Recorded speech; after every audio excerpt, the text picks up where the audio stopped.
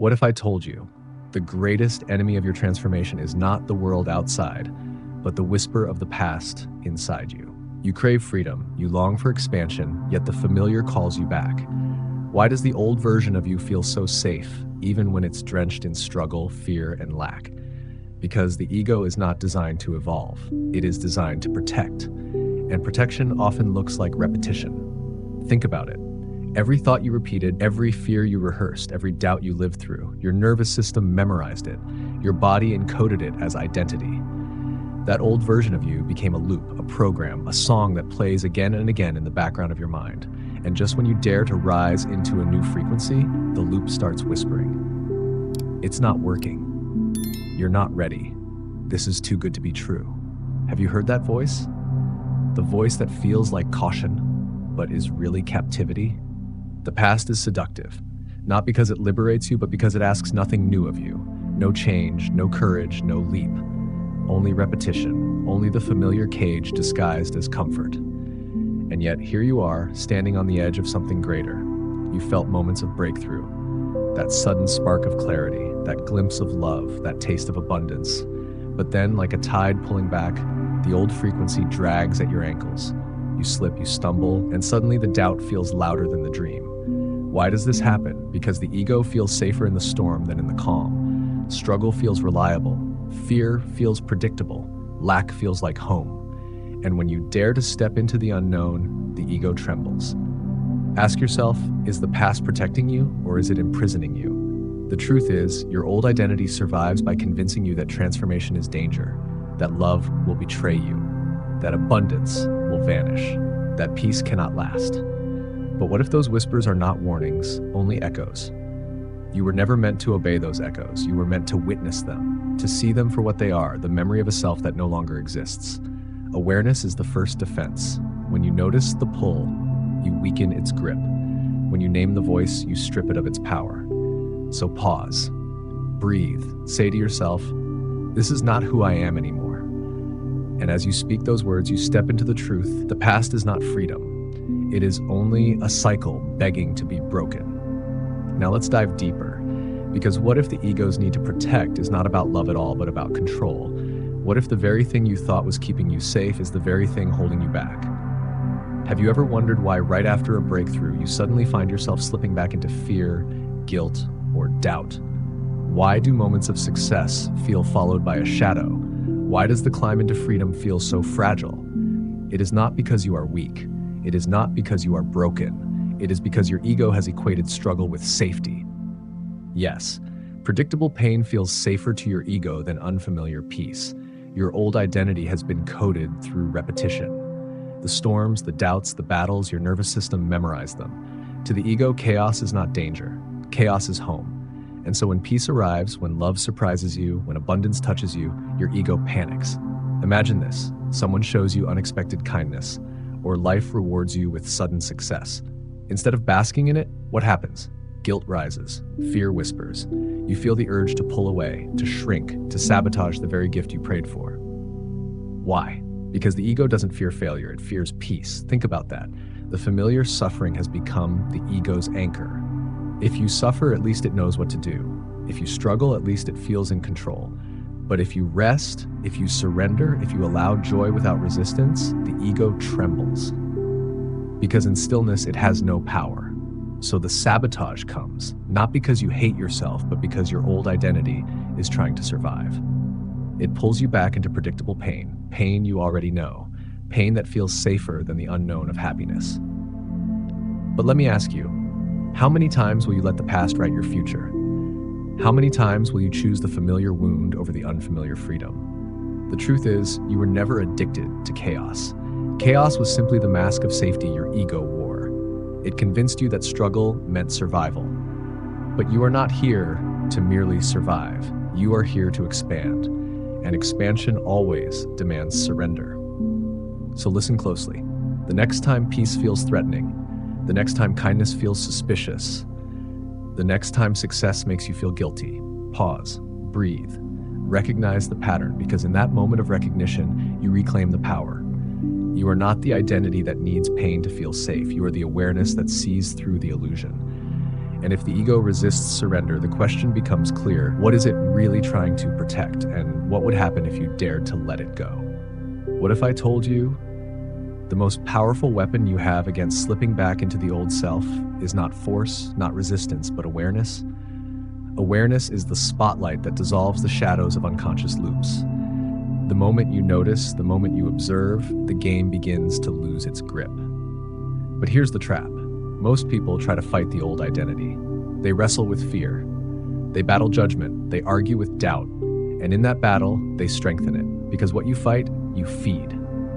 So let me ask you, what if the real key is not to fight at all, but to witness, to see the ego's tricks as they arise and call them out for what they are? Picture this. Fear rises in your chest. Judgment stings your mind. The urge to control tightens your body. In that instant, instead of obeying, you pause, you breathe, and you whisper, "This is not who I am anymore." Feel the shift in that moment. The old identity is exposed. The illusion collapses. Because when the light of awareness shines, the darkness of repetition cannot survive. Awareness doesn't fix the past. It frees you from reliving it. Ask yourself, how many times have you been pulled back? Not because life was against you, but because you didn't see the pattern. You mistook the echo for the truth, the ghost for reality, the memory for the present. But now you know. Every reaction is an invitation. Every trigger is a mirror. And the choice is always yours. Do you fall into the loop or do you see through it? This is the turning point. Not control, not force, but awareness.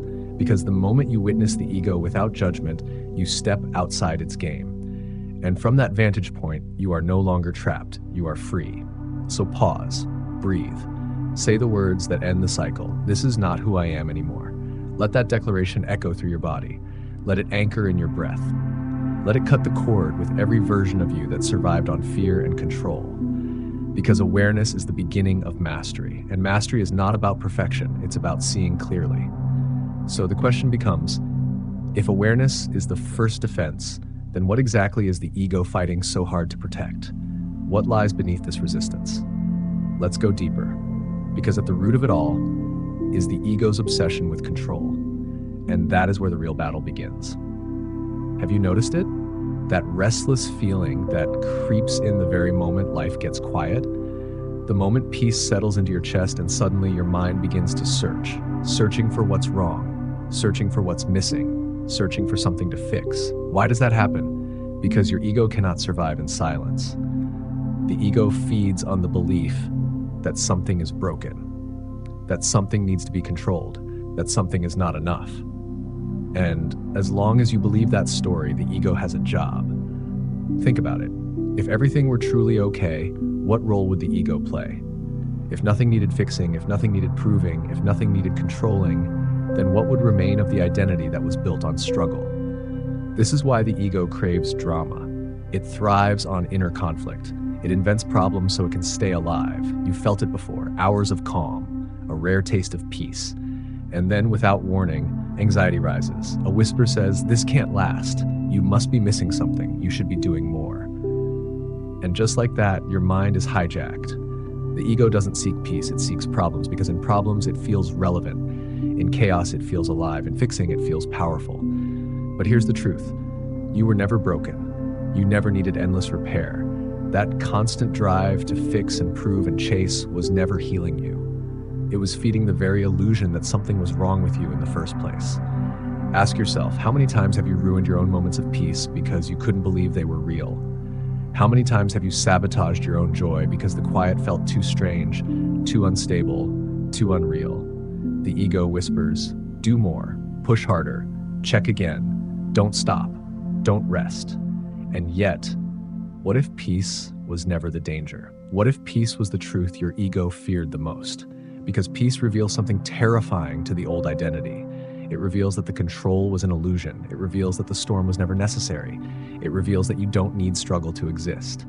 And so when peace arrives, the ego doesn't rest. It gets scared. So I ask you, when that whisper rises again, when anxiety claws at your calm, will you believe the voice or will you see it for what it is? The echo of an identity addicted to fixing what was never broken. Because if you dare to see it, you might finally realize that the only thing broken was the illusion itself. What happens when the noise stops? When the chaos fades and all that's left is silence? For most, stillness should feel like peace. But for the old self, it feels like danger, because stillness strips away the illusion of control. Without chaos, the ego has no anchor. Without problems to solve, it has no purpose. And when the ego has no purpose, it begins to tremble. Ask yourself, when was the last time you allowed yourself to truly rest? Not distracted, not scrolling, not planning the next move, just still, just present. For many, the moment they stop moving, the fear arrives. The restlessness sets in. Guilt creeps up like a shadow. Picture this. A high achiever takes a single day off, no deadlines, no emails, no rush.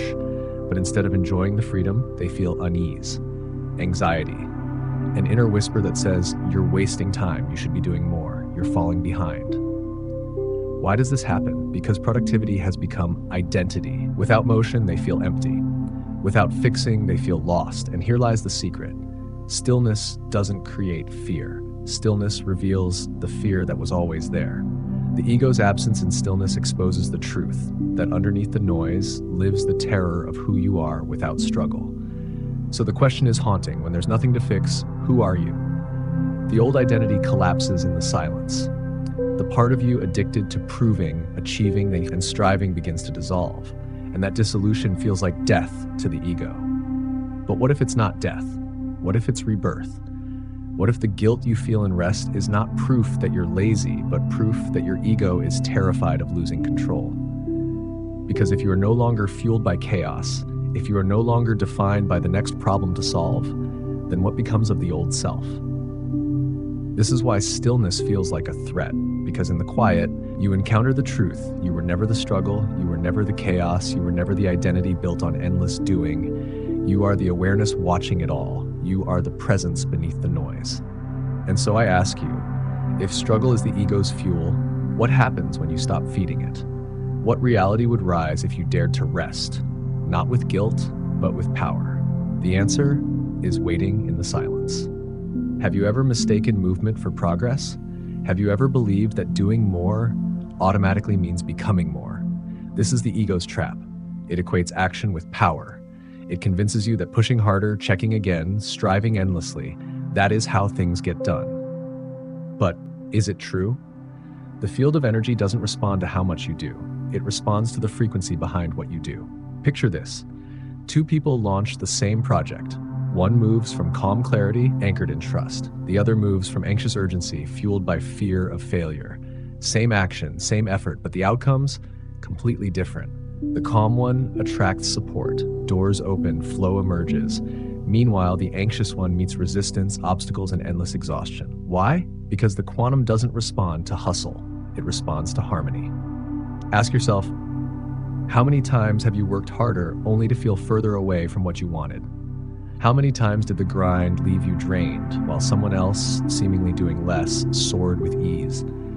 This is the hidden law. Alignment moves more than action ever could. But the ego cannot accept this. The ego thrives on control. It wants to keep pushing, proving, and forcing. It doesn't trust alignment because alignment feels too effortless, too unfamiliar, too free. And yet, what if the real power has never been in the hustle?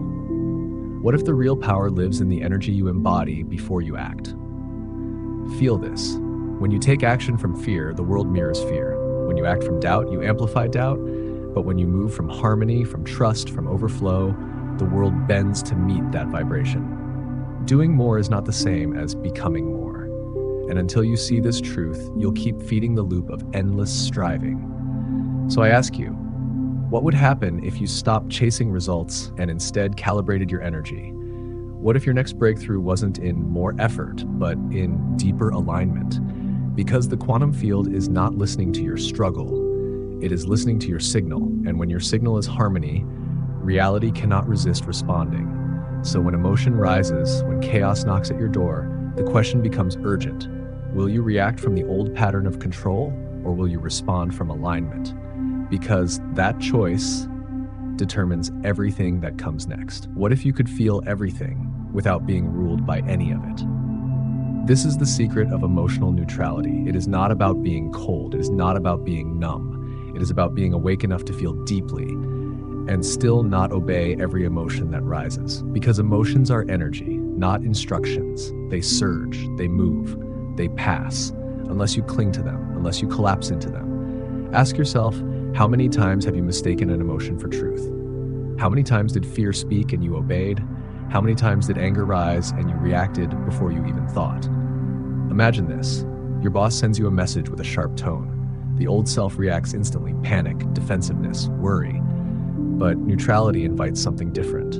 A pause, a breath, a silent observation. Here is fear, here is judgment, here is the urge to control.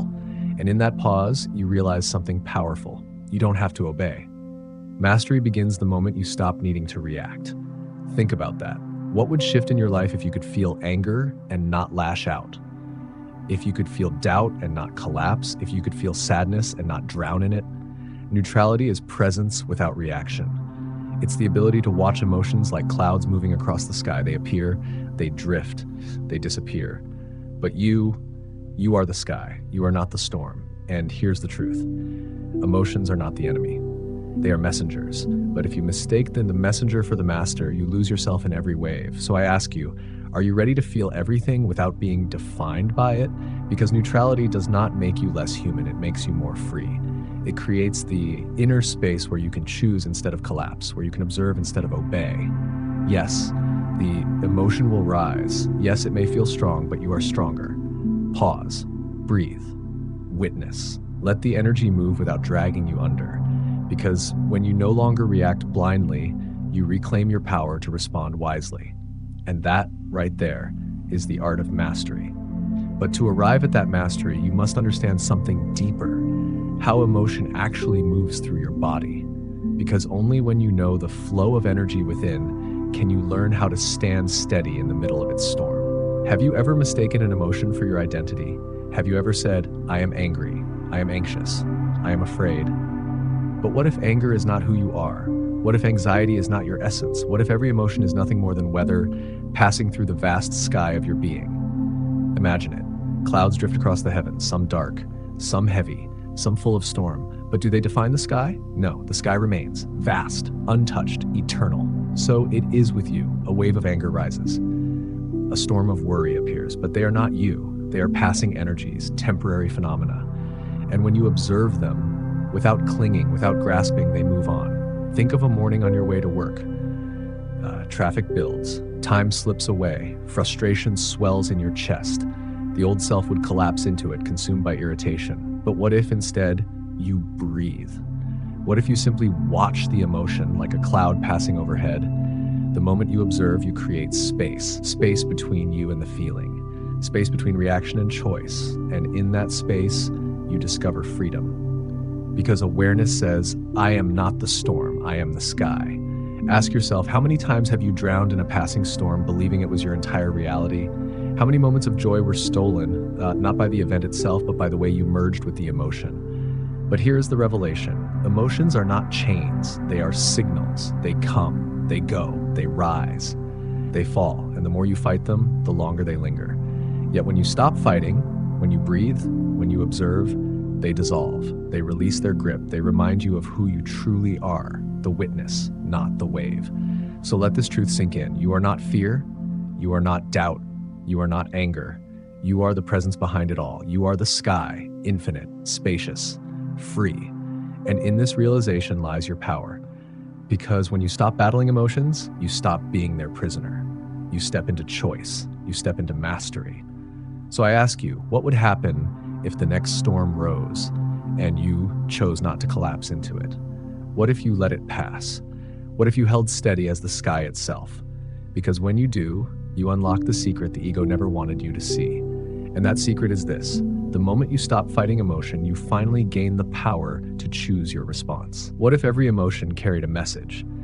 What if anger wasn't your enemy, but a signal that your boundaries had been crossed? What if sadness wasn't weakness, but a whisper that you needed connection? The problem is not the emotion. The problem is when you mistake the messenger for the master. Think about it. How many times have you reacted blindly? Not because the moment required it, but because the emotion commanded you. How many words spoken in anger, how many choices made in fear left you regretting later? But here's the truth. Emotions are not orders, they are insights, they are guides. They rise to be translated, not obeyed. Picture this, someone doesn't reply to your message. Instantly, sadness floods in. The old voice whispers, they're ignoring you. You're not important, you're being abandoned. But stop, breathe, observe. Is it true? Or is this sadness echoing from an old wound, an old fear that no longer belongs to your present? The moment you witness it, you see the truth. The sadness is real, but its story is not. This is the art of translation. To ask, what is this emotion trying to tell me? Not, what must I do right now, but what wisdom is hidden in this feeling? Because every emotion has a deeper language. Anger may say, protect yourself. Fear may whisper, pay attention. Sadness may reveal, reconnect. But none of them were ever meant to rule your every move. Emotion becomes wisdom when observed, not obeyed.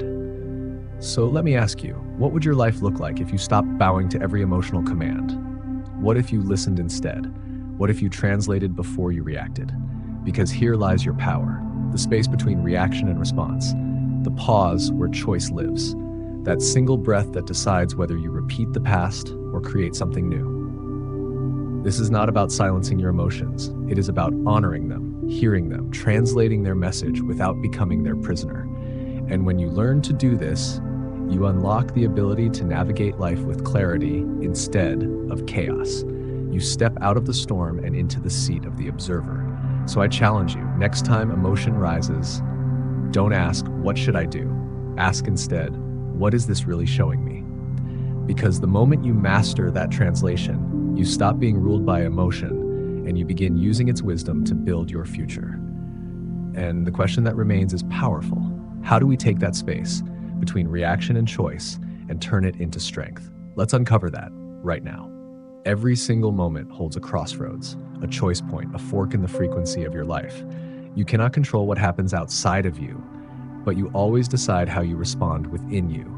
And that decision is not small, it is everything. Because in each moment, you stand before two paths. One path is the old reflex, fear, lack, defense. The other path is higher frequency, love, abundance, stability. Which one you choose does not just shape the moment, it writes your timeline. Ask yourself, how many times have you reacted from fear only to regret it later? How many times did the old instinct rise and you followed it blindly? And how many times did you pause, breathe, and in that pause, you discovered power? Picture this. You receive an email from a client criticizing your work. Instantly, the old self reacts. Defense, frustration, disappointment. But you stop, you breathe, and in that breath you find clarity. You respond not from fear, but from professionalism. Calm, open, grounded, and suddenly the entire situation shifts. This is the secret. Your reaction writes your timeline, but your frequency rewrites your reality. Think of the weight of that. Your life is not determined by the events you face, it is determined by the energy you bring to them. So the question is urgent. Who do you want to be at the crossroads? The one who repeats the old story of fear, or the one who chooses the new frequency of freedom? Every breath you take is a chance to realign. Every pause is a doorway back to power. The storm outside cannot dictate the calm you hold within unless you let it. This is not about perfection, it is about choice. Again and again. To step out of the old program and into a higher vibration, to let go of reaction and step into response. Because in the end, the events of life are neutral, they are mirrors. They hold no power until you meet them with yours. So listen closely. When the next wave of emotion rises, when chaos presses against your chest, remember, you are at a fork in the road. Your next choice is creating your next timeline. And the truth is clear, you cannot control the world, but you can always control the frequency you choose to stand in. Now, the question becomes, how do you stabilize that frequency when emotions roar the loudest? How do you hold steady when the storm is inside you? The answer begins with breath. When emotion surges, when your chest tightens and the old reflex screams to take over, what if the most powerful thing you could do was nothing?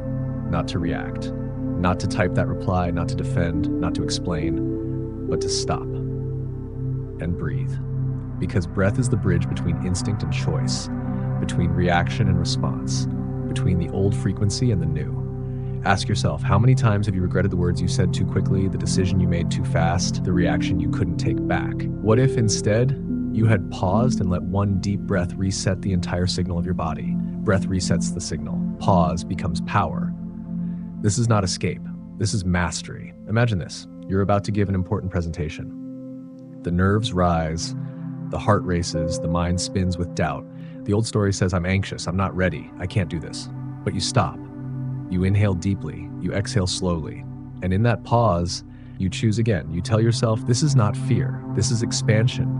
This energy is upgrading me. Feel the difference. Same event, same body, but the breath shifted the frequency. The breath gave you space to realign. This is the art of stabilization. When chaos knocks, you don't collapse, you don't run, you don't obey the old panic, you anchor through the inhale, through the exhale, through presence. And here's the truth. The world outside may not change in that moment, but you do. And because you shift, everything you touch shifts with you. So the next time the urge to react burns inside you, stop, breathe. Notice how the old identity begs for speed, for instant response, for control, and instead, let the breath interrupt the pattern, because every inhale is a reset. Every exhale is a choice. Every pause is a declaration that you are no longer a slave to fear. You are the master of frequency. So I ask you, will you let the breath slip past unnoticed, or will you claim its power? Because once you learn to stabilize from within, a new reality opens. You begin to respond not from scarcity, not from panic, but from fullness, from overflow. And that is where your true power begins. What if every action you took came not from fear, but from fullness? Not from the wound that says I am not enough, but from the truth that whispers, I already am. This is the power of overflow. To act from overflow is to no longer need the outside world to prove your worth. It is to live from a state where you already feel whole, already feel abundant, already feel enough. And every choice, every word, every response flows from that inner abundance. Ask yourself, how often do you act because you're afraid of what might happen if you don't?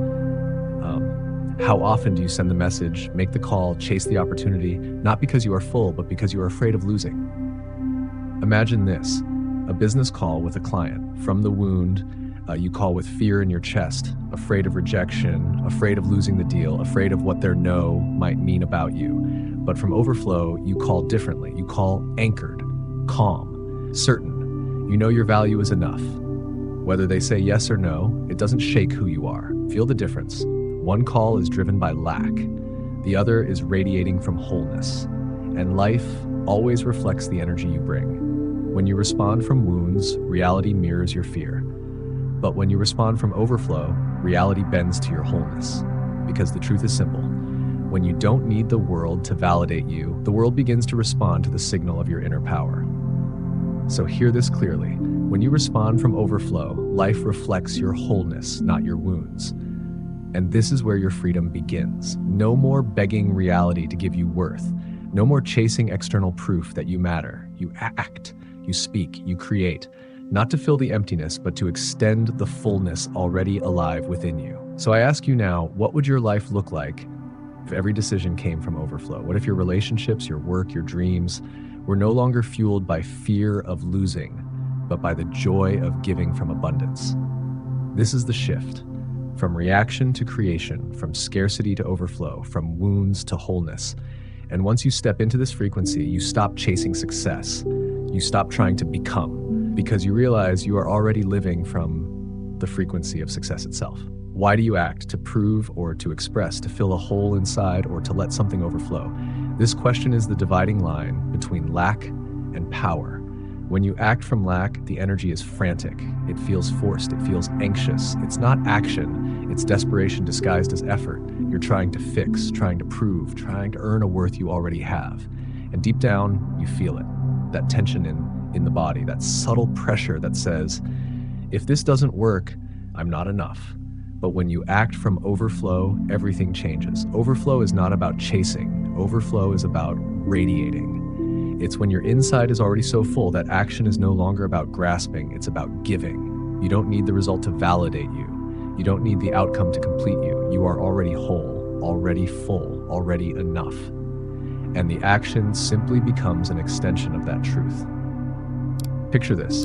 Two people record a video. One is chasing views, clinging to numbers, desperate for validation. The other speaks from pure inspiration, from genuine fire, from a place of truth that needs no approval. Who do you feel drawn to? Who magnetizes you without even trying? The answer is obvious, because energy doesn't lie. When you act from lack, you chase. When you act from overflow, you magnetize.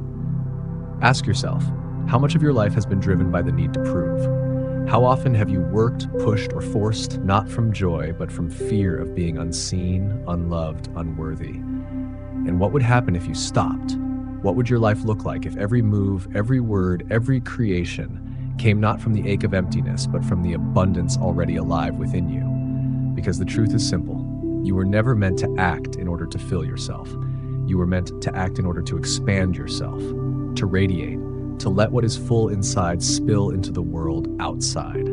This is the shift, from proving to expressing, from chasing to attracting, from lack to overflow.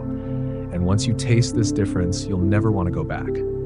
So here is the real invitation. Stop acting to fill the gap. Start acting to release the fullness. Because your power is not in what you chase, your power is in what you radiate. And the next question is clear. How do you know in your body when you are truly standing in overflow? That is where we go next. How do you know if you're acting from lack or from overflow? The answer is simple. Your body already knows. Your body is the most honest mirror you have. Long before your mind creates excuses, long before your ego spins a story, your body sends the signal. Feel it. When you take action from scarcity, your body contracts. Your chest tightens. Your shoulders tense. The energy feels heavy, pressured, forced. You may tell yourself this is necessary, but deep down you know it's not flow, it's fear. Now compare it. When you act from overflow, your body expands. There is lightness, there is movement, there is a sense of ease. Even if effort is required, the action feels natural, like breathing. It doesn't drain you, it fuels you. Ask yourself, haven't you felt this difference before? One email written with the energy of "I need you to buy." The words feel sticky, desperate, forced. And another email written from "I want to share this because it matters." The words flow, they land, they magnetize. Same action, completely different energy. Because here's the truth, your body speaks truth long before your mind does. Think of how many times you ignored the signals. The knot in your stomach when you said yes, but wanted to say no. The heaviness in your chest when you pushed forward, even though something inside whispered to pause. That tension wasn't random, it was guidance. And yet, when you move from overflow, your body tells a different story. The breath deepens, the shoulders relax, the energy feels like expansion instead of contraction. You don't just act, you express. You don't just do, you embody. This is the compass you've been searching for. Not outside, not in endless analysis, but inside in the sensations of your own body.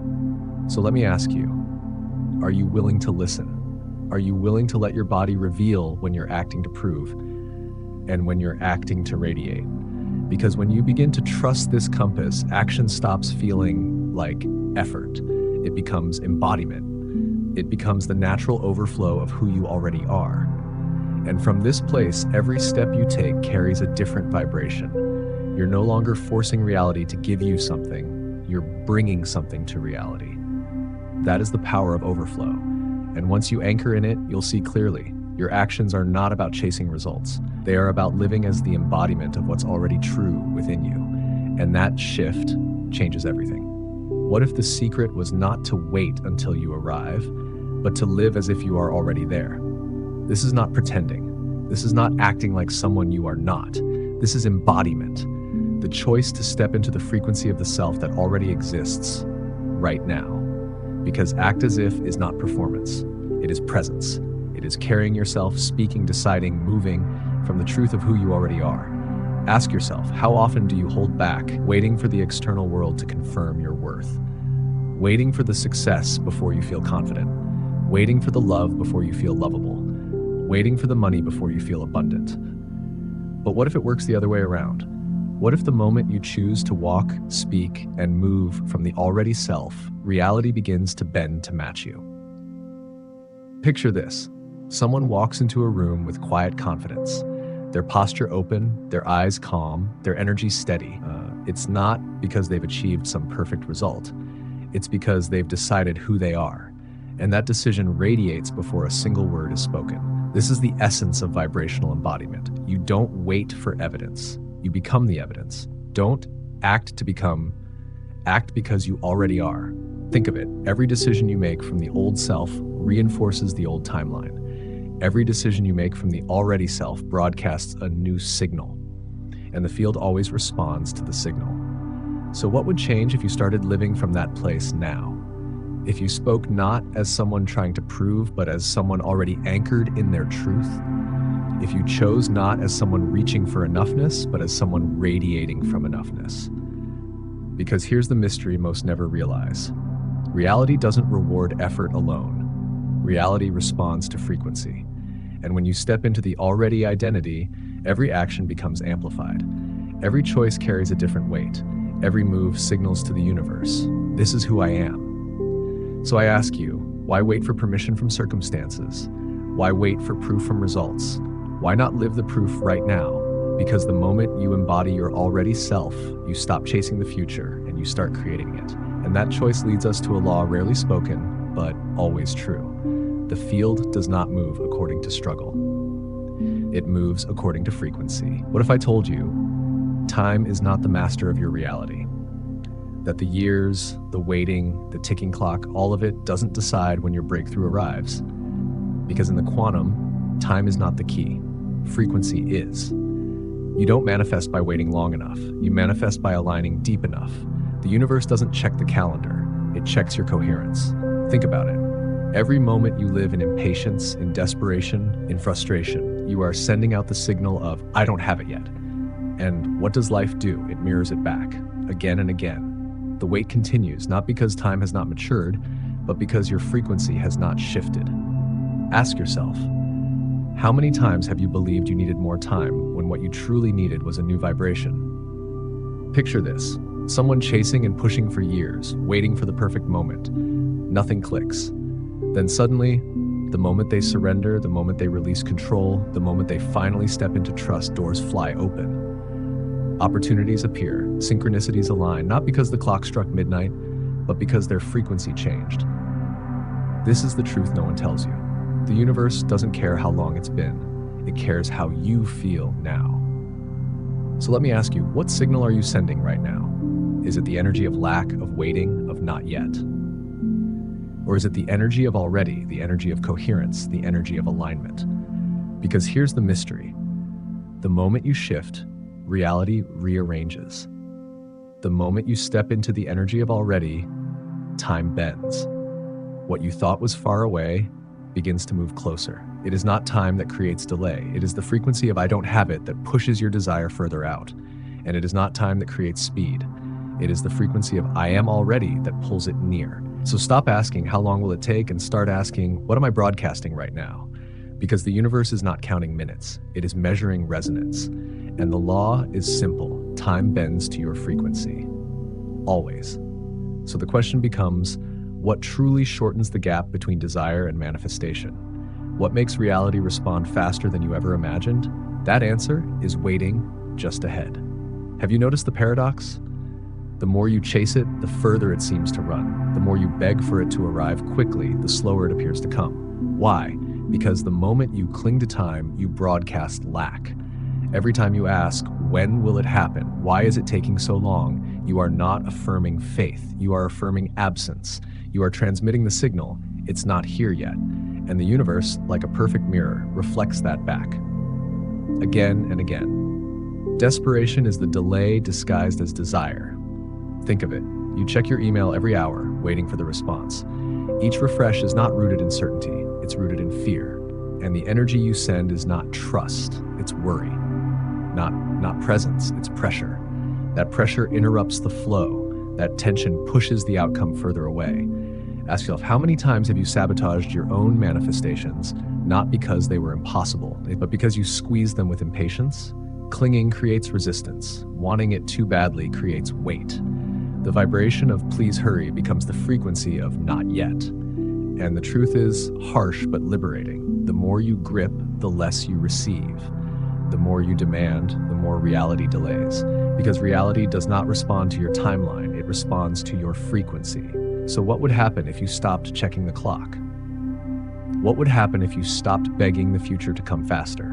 What would happen if instead you became the frequency now? Because here's the mystery. When you release the timeline releases the tension. And when tension dissolves, flow begins. It is not the desire itself that delays you. Desire is natural. It is the attachment, the grasping, the pressure that builds the invisible wall between you and what you seek. So pause, breathe, ask not when will it come, but who am I being right now? Because the moment you shift into being the signal, the need to wait dissolves. The clock no longer matters, and life finally has room to deliver.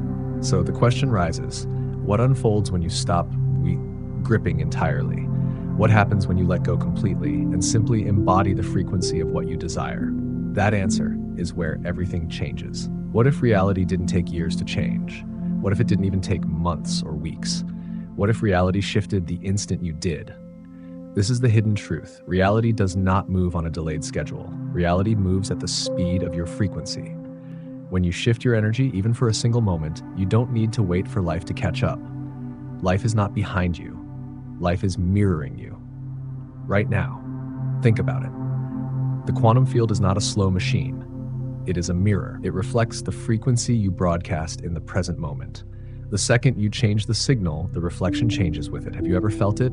Days of worry, tension, and doubt weighing on your chest, and then suddenly, a breath, a surrender, a wave of gratitude floods through you, and almost immediately something unexpected happens. A message, an opportunity, a shift you didn't see coming. Coincidence? No.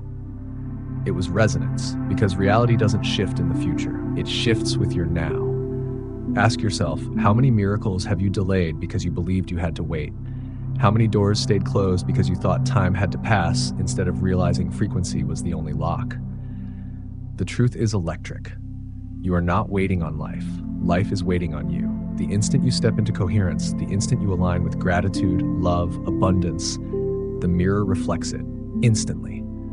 Yes, some outcomes unfold over time in the physical, but the energetic shift begins the very moment you change state. The signal is broadcast now. The rearrangement begins now. So stop asking when. The real question is, what am I aligning with right now?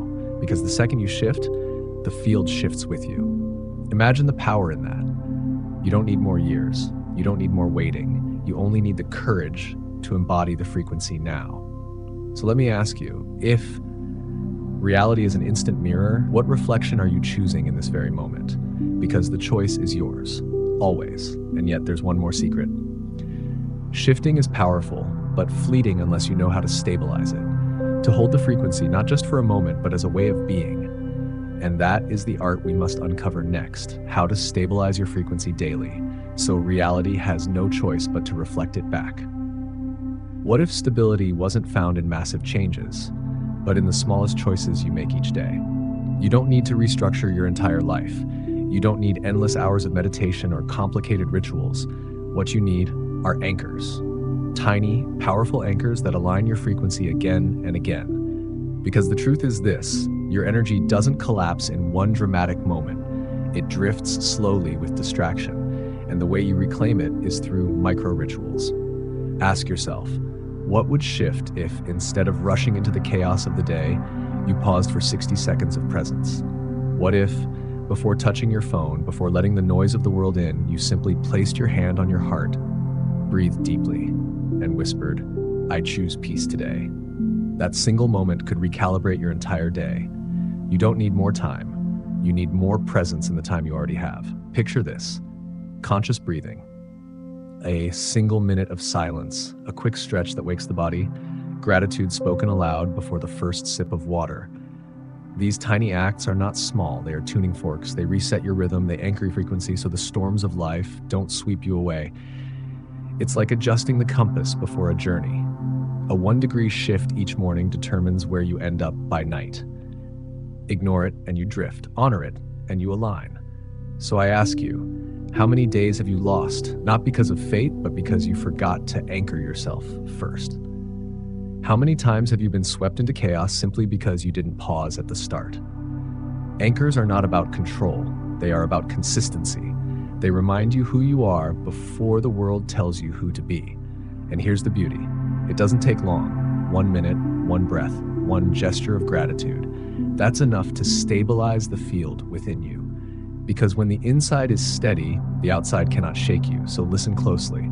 Stop waiting for life to give you peace. Choose it, create it, anchor it through the smallest rituals practiced daily. And when you do, something extraordinary happens. The chaos around you no longer determines you. You become the steady center, unshaken, unwavering, unstoppable. But here's the real test. Can you hold that same presence, not just in your rituals, but in the ordinary, mundane moments of your day? That is where true mastery begins. What if your frequency wasn't shaped in meditation halls or silent retreats, but in the kitchen, at the sink, or while walking down the street? The truth is, the quantum field is always listening, not just when you close your eyes to meditate, not just when you light the candle or sit on the cushion. It is listening in the ordinary, the mundane, the moments you overlook. Ask yourself, how do you pour your coffee in the morning? With rushing thoughts, already consumed by worry? Or with presence, noticing the warmth, the aroma, the simple act of being here? Because presence in the small things is not small, it's everything. You don't need an hour of meditation every day to hold your frequency. What you need is to be awake in the smallest actions. Pouring water, washing dishes, looking out the window. These ordinary moments become extraordinary when filled with presence. Picture this. One person begins the morning by blasting loud news, filling their mind with chaos before the day even begins. Another stands still, listening to the sound of running water, breathing with the rhythm, feeling life in its simplest form. Which one is broadcasting peace? Which one begins the day already magnetic? This is the hidden secret. How you do anything is how you vibrate into everything. Think about that. The way you stir your drink, the way you tie your shoes, the way you walk down the street, it all carries energy. Every micro action is a broadcast. Every gesture is a signal. You are always sending, always radiating, always shaping reality. So I ask you, are you broadcasting presence or are you broadcasting absence? Because when you bring awareness into the mundane, you are no longer running from life, you are living it. You are declaring to the field, I am here. I am not escaping. I am not waiting for later. I am alive now. And the field responds instantly.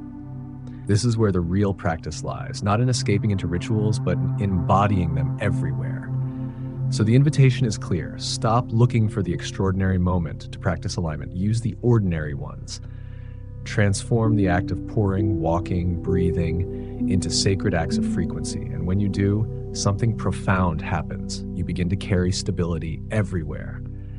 But here comes the challenge. Can you hold that same presence not only in silence, but when the noise of the world begins to roar?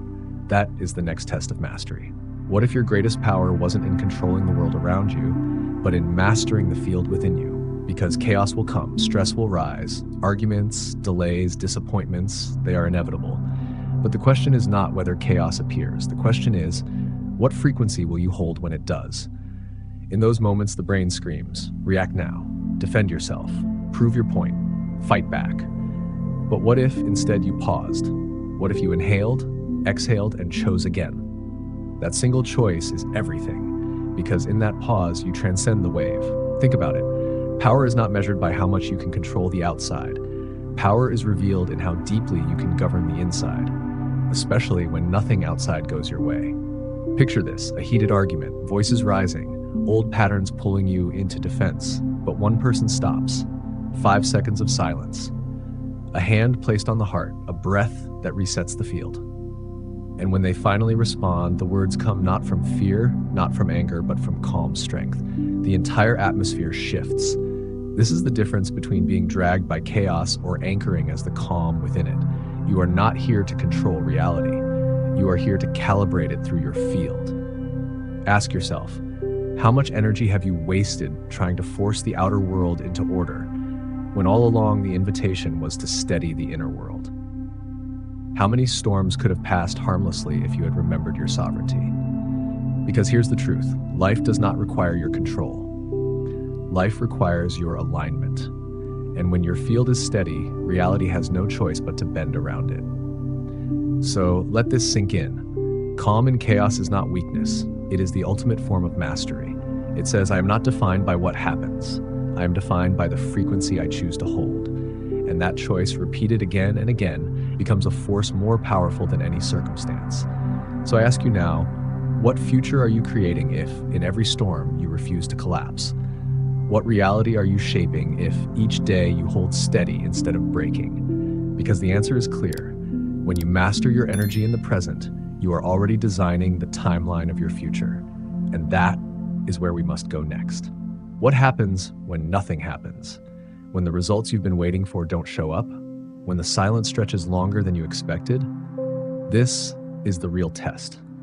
Because spiritual maturity does not reveal itself when everything flows easily. It reveals itself when the field looks empty, when the evidence is nowhere to be found, and yet you refuse to collapse. Ask yourself, can you hold the frequency when no one is watching? When no one claps, when no one confirms, when no external proof arrives? That is the discipline of mastery. Think about it. Anyone can feel powerful when results are pouring in. Anyone can claim alignment when success is visible. But who are you in the void?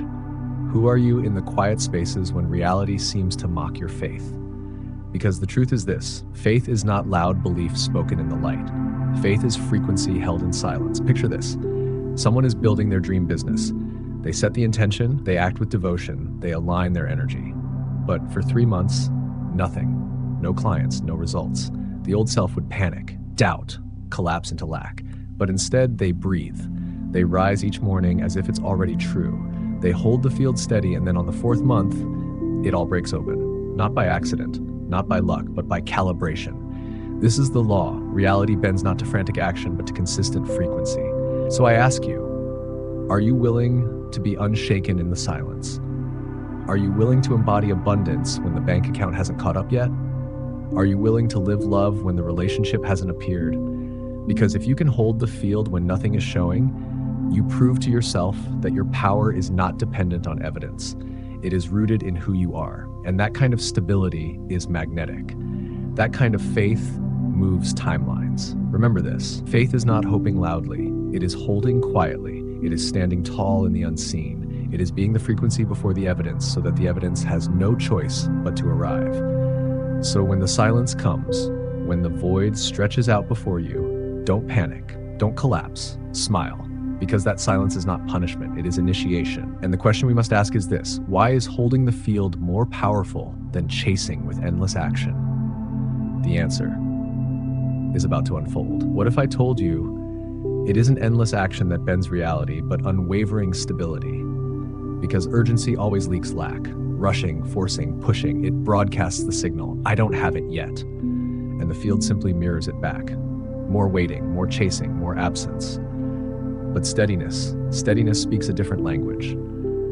The quantum doesn't respond to frantic motion. It responds to the vibration you hold consistently, like a tuning fork that hums the same note again and again until the entire room vibrates in harmony. So ask yourself, are you broadcasting desperation or are you broadcasting stability? Think about it. Every time you sit in meditation, every time you whisper gratitude, every time you choose not to lash out in reaction, you're not doing something small. You are sending out a coherent wave into the field, and the field listens, not to speed, not to force, but to stability. Picture this: a content creator goes live every day, 0 viewers, no audience, no applause, but they keep showing up, not to get proof, but to become proof. They're not waiting for presence, they are becoming the presence. And one day, the room is full. Not because they hustled harder, but because they stabilized their frequency until the world had to reflect it. This is the secret most never see. The field isn't impressed by speed, it responds to stability. So I ask you, how often have you mistaken frantic effort for true power? How often have you believed more action equals more results, when in truth, more alignment equals more reality shift? The universe does not measure how many steps you take in panic. It measures the energy behind every step you take in faith. This is spiritual discipline.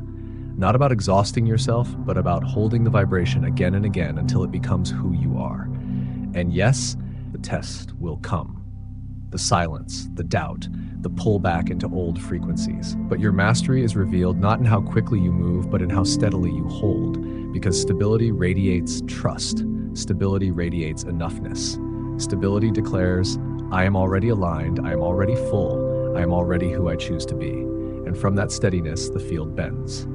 So here's the question that matters most. How do you keep your frequency steady even when your inner world is being tested? That answer is the key to unshakable mastery. What if discipline was never about punishment, but about devotion? Not devotion to rules, not devotion to appearances, but devotion to your highest frequency, the you that already exists, the you that you promised yourself you would become. This is the real spiritual discipline, not fasting for approval, not suffering for worth, but choosing again and again to return to your truth, even when the old identity pulls, even when fear whispers, even when doubt knocks. Ask yourself, how many times have you abandoned your highest self the moment life tested you? How many times have you let rejection, failure, or silence convince you to lower your frequency? Because mastery is not about never being shaken. It is about devotion so deep you always return. Picture this. A person loses a big opportunity. The old self would spiral, rage, collapse into scarcity. But instead, they breathe, they smile, and they say, I am still me. I am still the one this belongs to, and it will arrive in perfect time. That is not weakness. That is strength beyond measure. Because the truth is simple. Discipline is devotion disguised. It's how the soul keeps its promises. It's not about force, it's about faith. It's not about control, it's about consistency. The daily choice to live as the already self, no matter what appearances scream. So I ask you, are you willing to be that devoted? Are you willing to keep showing up for your highest self? Not once, not twice, but every single day, without condition? Because the field does not respond to half-hearted signals. It responds to devotion, to the steady hum of a soul that refuses to abandon itself. And when you hold that vibration, you stop negotiating with reality. You stop asking for proof. You live as proof. This is why the most powerful beings are not the ones who never fall. They are the ones who rise every time, anchored in devotion to who they truly are. So hear this clearly. Your discipline is not about chains. It is about choice. It is about remembering who you are and refusing to forget. And that is where true mastery begins. Now pause, breathe, look back, see how far you've come, and ask yourself, who have you become simply by holding the field? Because that answer reveals everything. What is your true frequency? It's not revealed when you're calm on the meditation cushion. It's not measured when life flows smoothly. Your true frequency speaks when pressure closes in, when life pushes you to the edge, when nothing goes your way, because anyone can hold peace when it's easy. But who are you when the storm hits? Who are you when the results don't come? Who are you when silence answers your prayers? That is the vibration that defines you. The ego will always try to pull you back. It whispers the old story. See, it's not working. See, you're still stuck. See, nothing has changed. And if you don't see that trick for what it is, you'll collapse back into the old identity. So let me ask you, what will you choose in that moment? Picture this. A business owner loses a large sum of money. The old self would panic, call everyone, spiral into fear, but instead he sits, he breathes. He whispers, I am still the source. I am not the victim. I create resources. I am not depleted by circumstance. That is not denial. That is mastery. Because here's the truth. Your true frequency isn't who you are when it's easy. It's who you remain when it's not. This is why awareness matters. The moment you notice the ego pulling you back, you've already weakened its grip. The moment you can see the old fear rising, you have a choice: to collapse or to return, to replay the past or to radiate the present. And this is the art of alignment, not perfection, not never falling, but returning again and again. So I ask you now, when emotion surges, when fear resurfaces, when doubt tries to drag you back, what will you do? Will you feed the old frequency? Or will you pause, breathe, and step into the self that already knows? Because that decision, made in pressure, creates your true identity. That choice in the hardest moments forges the vibration that reality reflects. Do not fight the world, out-vibrate it. Do not collapse into chaos. Become the stillness that chaos cannot touch. And when you do, life has no choice but to bend. But the question still remains, when fear rises again, when the past pulls hardest, how will you respond? That is where the final integration begins. What if freedom wasn't about controlling your emotions, but about no longer being controlled by them? Emotional neutrality is not numbness. It's not shutting down. It's not pretending you don't feel. Neutrality is the art of feeling fully without being swallowed whole. It is the power to observe without collapsing. Ask yourself, how many times have you mistaken the wave of an emotion for the truth of who you are? How many times have you let sadness, anger, or fear define your identity instead of letting them pass through like clouds across the sky? Because here's the truth. Emotions are visitors. You are the home. Picture this. You receive a rejection. The old self would spiral. I'm not good enough. I'll never make it. But neutrality responds differently. It breathes. It feels the sting, but it doesn't bow to it. It says, this sadness is here. I allow it, but it is not me. It will pass. And it always does. That single shift changes everything, because now you're not dragged by every event. You're not tossed around by every storm. You remain steady in the middle. This is mastery. This is to feel deeply, but to choose consciously. To recognize that emotion is energy, not instruction. So I ask you, what would your life look like if every emotion was allowed to flow through you, but none had the power to control you? Imagine the freedom to feel anger without destroying, to feel fear without retreating, to feel sadness without collapsing. That is neutrality. That is sovereignty. Because neutrality doesn't make you less human. It makes you fully alive. It gives you the ability to navigate reality, not from reaction, but from awareness. And here's the secret. Neutrality doesn't weaken your frequency. It stabilizes it. It keeps you steady, consistent, powerful, no matter what life throws your way. Remember this. Emotions are visitors. You are the home. Let them come, let them go, but never forget you remain. So the next time rejection arrives or fear rises or chaos knocks, pause, feel, breathe, and remind yourself, this is not me, this is passing through. And in that choice, you reclaim your field. From neutrality comes freedom, and from freedom comes the power to choose a higher response. Which leads us to the ultimate question, if you are no longer reacting, then what will you choose instead? That answer is the doorway into your highest state. What if you no longer needed to prove anything? What if every action you took flowed not from pressure, but from fullness? This is the turning point, when you stop acting to earn worth, when you stop chasing results to feel enough, and instead you act because you already are enough. Feel the difference. Action from lack is heavy. It drains, it grasps, it demands. But action from overflow is light, magnetic, effortless. It doesn't come to fill a hole. It comes to radiate what is already overflowing.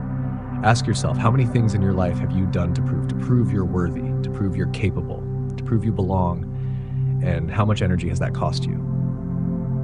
Now imagine this, an artist who paints every day, not to sell, not to convince, but because creation itself is joy.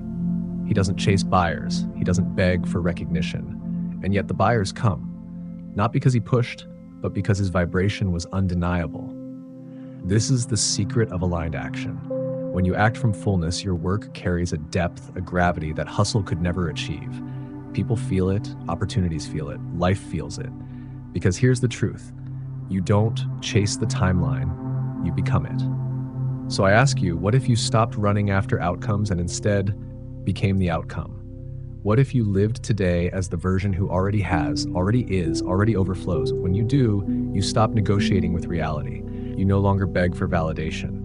You no longer exhaust yourself in the chase. You simply stand in wholeness and everything else aligns around you.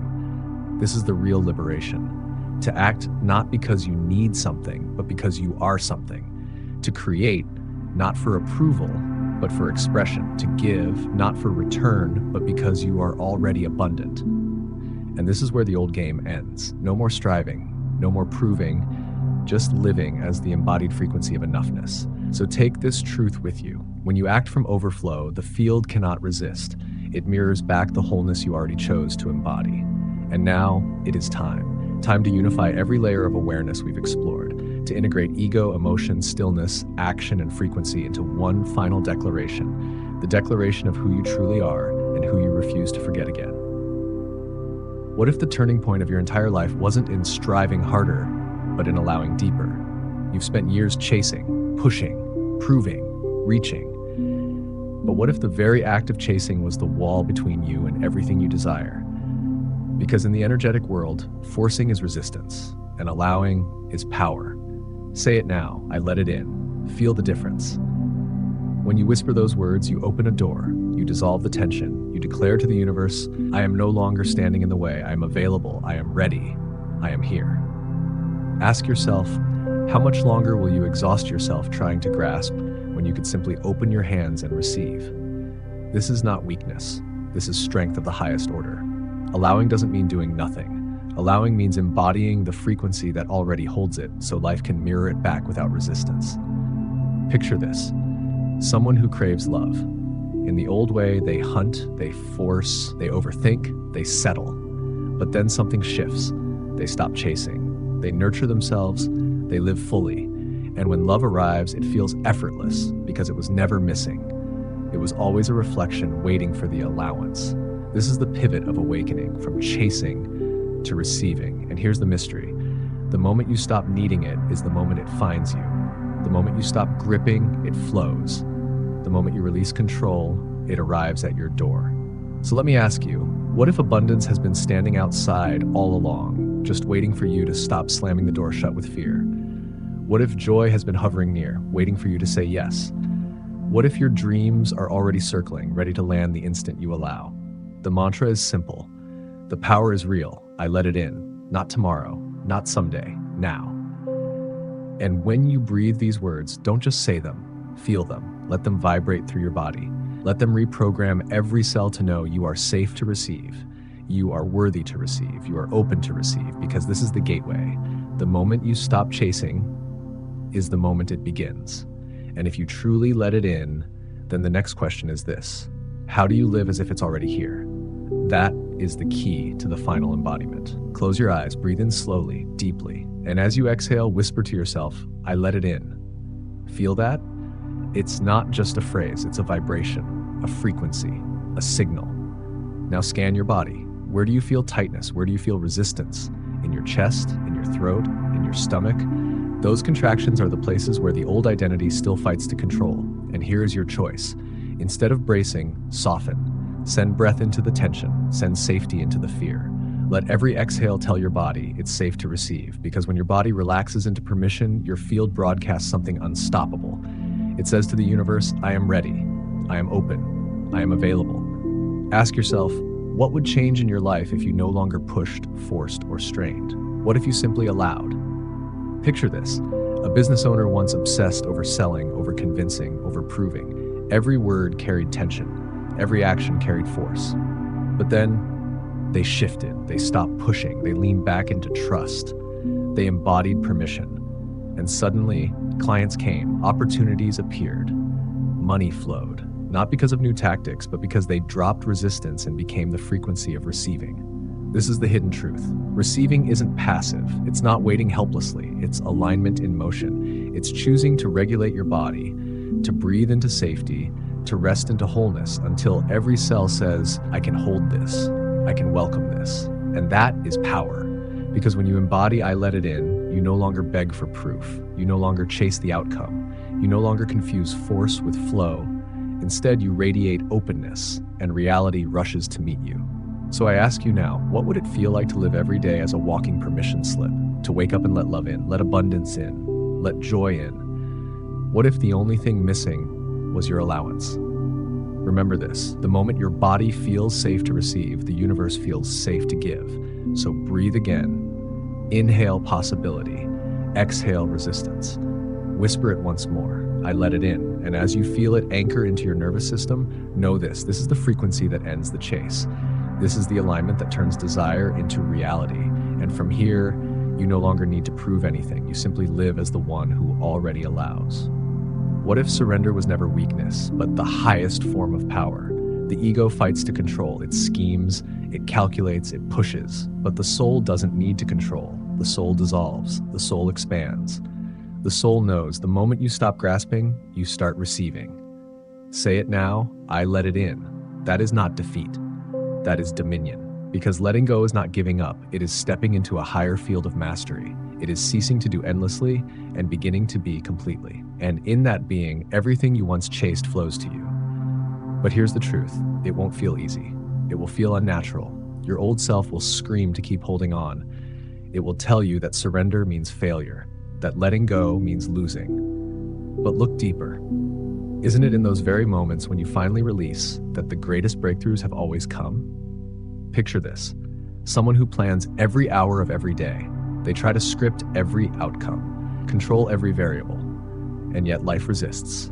Until one day, they pause, they breathe, they whisper, "Today, I allow good to come without my forcing." And in that very space, doors open, connections appear, opportunities unfold, not because they pushed harder, but because they stopped blocking what was already theirs. This is the paradox of power. The moment you stop clutching, the current carries you higher than effort ever could. Ask yourself, what might be waiting just beyond your grip? What miracle might already be circling, simply waiting for you to release the need to control? Because surrender is not letting down, it is letting the real in. This is quantum mastery, to choose alignment over effort, to choose presence over pressure, to choose allowance over struggle. And when you embody that truth, you stop fighting the world. You stop exhausting yourself against the tide. You rise above it. You flow with it. You become the field itself. So hear this clearly. Surrender is not the end of power. It is the beginning of true power. The moment you allow, you claim. The moment you soften, you expand. The moment you surrender, you return to who you truly are. And from here, the story changes. Because this is not the ending. This is the opening, the doorway into a new chapter. The first step into pure creation from the frequency of your highest self. So breathe, release, and declare it one final time, I let it in.